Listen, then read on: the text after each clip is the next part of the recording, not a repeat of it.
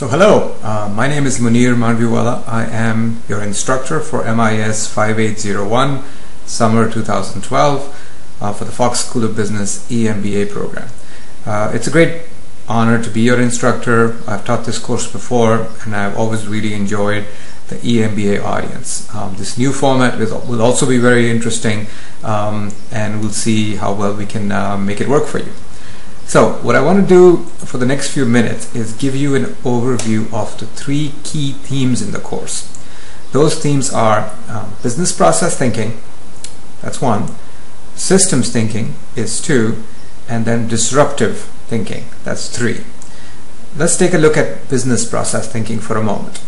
So what are business processes? Well, to some extent, you all know what a business process is. You all have experience in business. You've all lived business processes. You've all created business processes, and you've all changed them.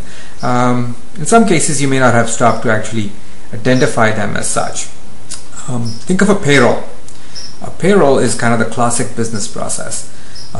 Think of the steps involved in processing a payroll. So what's involved?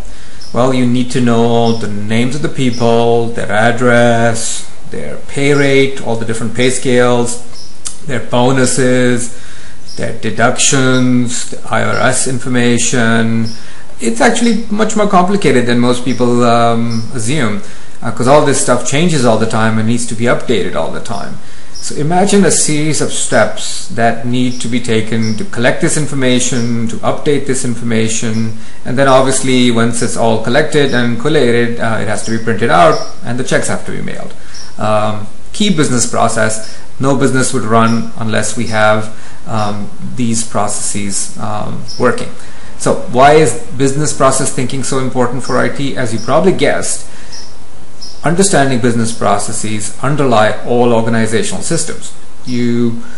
Often what happens in organizations, and what happened in the last 20-30 years, is we identify business processes that can be automated and we automate them. So that's why I gave you the payroll example. There are many more business processes that have been automated and will continue to be automated. So that's why it's such an important concept. That was number one.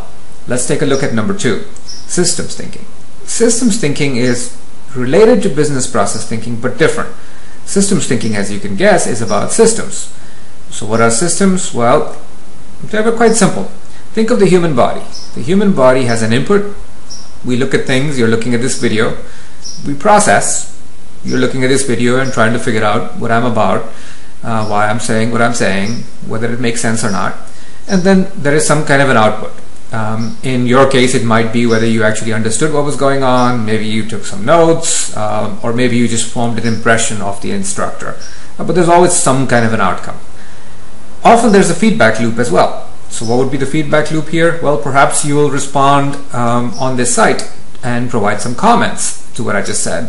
Perhaps provide your ideas on these three themes and what your expectations are for the course. So I'll read your feedback, process it, and the systems loop continues. So imagine this loop: input, processing, output, feedback. That's systems thinking for you in a nutshell. It's a simple concept but very, very powerful. Why? Every organizational system can be thought of from the perspective of systems thinking. Systems thinking has been around for 15, 20, 30 years and will be around forever, really forever. Because there is no system that has been created or will be created that cannot be simply understood using this way of thinking. So it's a powerful concept, and you need these concepts, especially these two concepts, because IT, there's a lot of complexity. There's a lot of terminology. Some of you are probably apprehensive about this course because you thought I would hit you with a lot of terminology. You have to program. Scary. Well, there's no programming.